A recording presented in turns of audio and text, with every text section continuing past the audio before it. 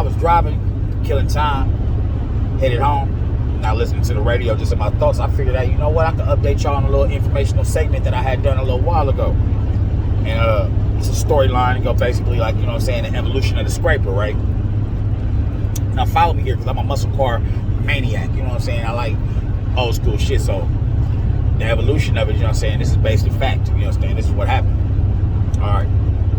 Now, there's a date and time when the game blessed D-Boys with D-Boy things, you know what I'm saying? And they quite impressive, especially out in the Bay, man. You know what I'm saying? They quite impressive. They almost lure some people to the game. You know what I'm saying? Wherever you at, trophies. They trophies, you know what I'm saying? When you get the trophies, that's your status right there, you know what I'm saying? That's a pimp's debut, like Mac Dre would say. Or D-Boy's debut.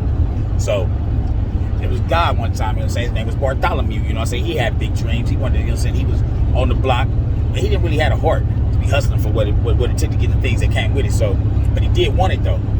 But, you know what I'm saying? He was selling Bammer weed by the fucking goddamn 10 sack to the older citizens of his community, you know what I'm saying? School teachers, principal, Cub Scout leaders, shit like that, you know what I'm saying? Garbage man. You know what I'm saying? He making good $30, $40 a day. So he wasn't really a position to get like his dream car, that 77 box Chevy on 3 times Goldwyn's and Vogues, man. You know what I'm talking about though? A1 seat yoke with the A1 yoke and the suit zapping the door, you know what I'm saying? Wood grain steering wheel.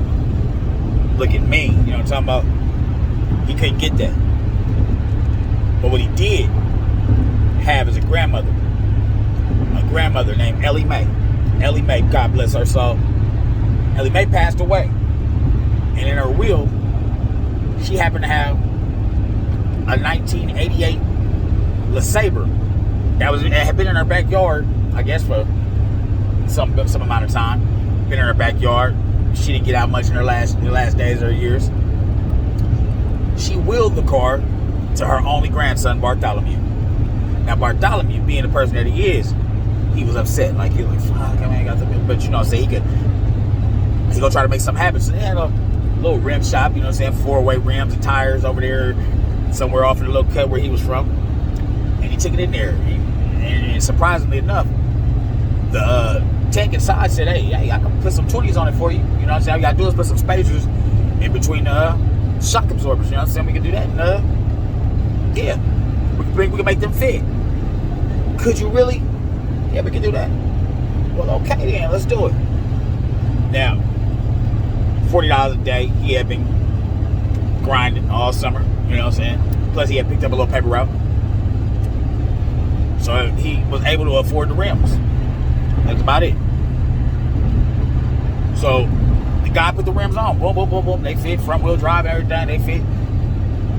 And Bartholomew leaves up out of there. Whoa, whoa, whoa. Now he never came across none of the D-Boys with the trophies on his way out of there. He never came across somebody who could like guide him in the right direction about making the mistake he was making. He didn't come across anybody like that. Just the tech that wanted the money and sell the rims. So he's driving off. Whoa, whoa, whoa. He cut the AM FM stereo cassette that was in there, you know what I'm saying, with the push button. Whoa, whoa, whoa. It was on KBLX. And he drove off. Whoa. Finally found a little station, you know what I'm saying? He damn near was KSOL shit, but he put it on, boom, and he bumping that Tina Marie. Rick James, fire. I was cold as ice. And he catches himself in the mirror, you know what I'm saying, driving past, you know what I'm saying? He looked at the store, in the storefront, he see the window. He's like, ooh, those rims. But he's focused on rims. He's spectating, look at the rims, you know. That's what it did. He almost hypnotized by him. Yet still, he has not yet came across a real nigga that could guide him and let him know the mistake that he was making. No. What he did come across was a friend or an associate named Egbert Dumfrey. Egbert Dumfrey also was a straight A student. He was a Word Excel wizard. He knew everything about the computers, you know what I'm saying? Straight A geek, you know what I'm saying? Like Rodney was his cousin. He was Rodney the Geek's cousin. Egbert was like, wow, what'd you do to that car? He said, oh man, you know, I'm out here hustling hard. I just want to let him know what it is. And he just capped it off to the persona of that, you know what I'm saying? So Egbert, whose grandmother had happened to be ill at the time, diabetic, you know what I'm saying? She happened to have a Regal a 1987 Regal at her house in the backyard. She had a separated garage, separate from the house in the backyard. It's like you drive to the back, it was back there. And due to the fact she had diabetes, didn't get out much or nothing, Egbert chose to ask his grandmother, "Hey, Grandma, would I be able to get that car from you if I could get it running and everything?" She said, "Well, you know, baby, I don't drive much. I have no use of going out too often. So how about we make a deal? How about you come around once a week, take me out, I'd like to see some sights, and take your old grandma shopping, maybe get some groceries and things, and I'll let you have that vehicle." And Egbert was so overwhelmed, you know what I'm saying, because he wasn't ready for the year, but he got the year. So he said, "Okay, thank you, Grandma, thank you." He's so happy. He's like, okay, so he get the car, got out there, changed the oil, got it started, he out. So Bartholomew comes and like, "Hey man, I can take you up to my rim shop.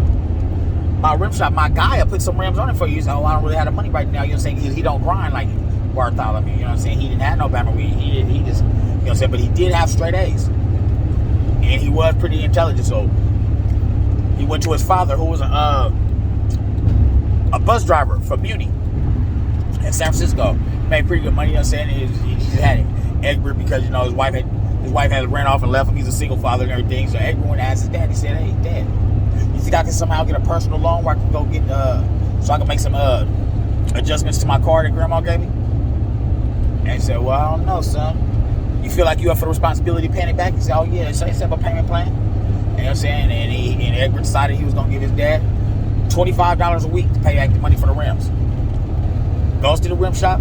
Dad put it on his credit card. Wow. He's out of there. The space was in.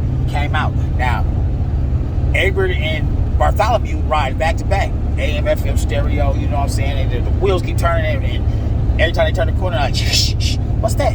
Man, it keeps scraping. It keeps scraping. Wow. And I believe it was Egbert said, "Dude, we're riding around in scrapers. Ha, ha, ha."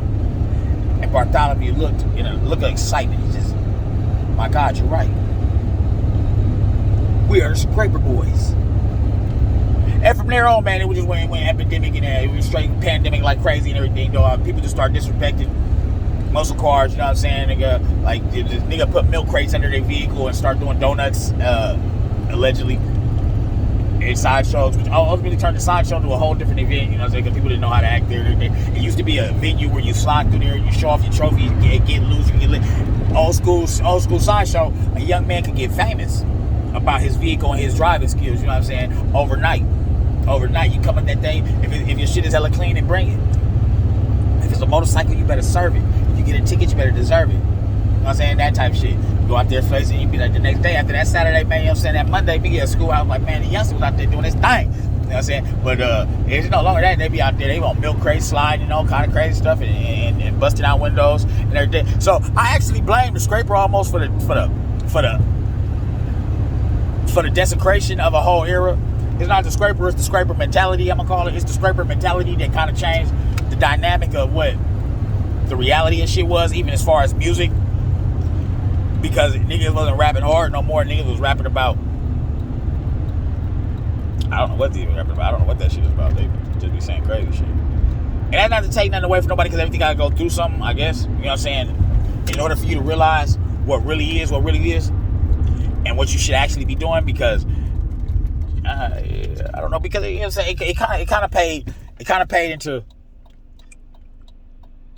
the masculinity even of young men out here and everything, you know what I'm saying, what they supposed to represent, what they were representing, what they stood for, and what they stood on. You know what I'm saying? And it wasn't much that seemed like to be standing on. You know what I mean? Like, I'm just saying, because from my perspective, and that's because of the fact that I'm from an era where it was like that, where it was real, like, you know what I'm saying, where we was inspired by that nigga, fuck these scrappers, bring them old schools back, because it was bigger than the car itself. It was what it represented. You know what I'm saying? It's real turf shit politics. It's turf politics involved in that. It's like, you know, when you see that motherfucker, like, oh, that boy getting his money on. You know what I'm saying? Because you already know you could go ahead on and goddamn and itemize the vehicle and be like, oh, we got the top for brown. Okay, that's a Miko for sure. That ain't no Mako. That's a Miko. You know what I'm saying? That boy got that Miko.